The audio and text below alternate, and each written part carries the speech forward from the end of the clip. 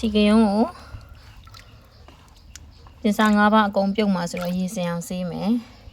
တော်တော့ဆိုတော့စတုံးနဲ့ထည့်စိန်ထားလိုက်မမေစူးတယ်စူးလေဒီမှာကဲ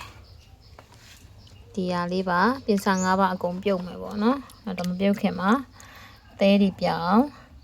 ရအောင်လို့ရေဆေးထားပြီးဟိုရေလေးထပ်စိန်ထားတာပို့ပြီးစင်တော့အောင်လို့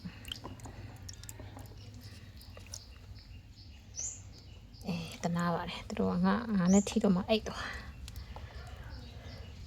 ထိမခံရွှေပကံကဲဒီဟာကသပင်အတွက်အရန်ကောင်းတယ်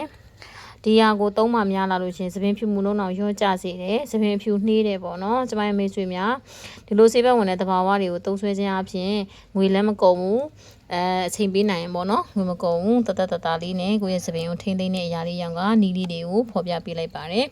ဆိုတဲ့ခါကျတော့အချိန်မပေးနိုင်အောင်မေးရအောင်ကြီးကျမတို့တော့စင်းနဲ့သုံးခြင်းနဲ့ဆိုရင်ထုံးစံအတိုင်းပဲ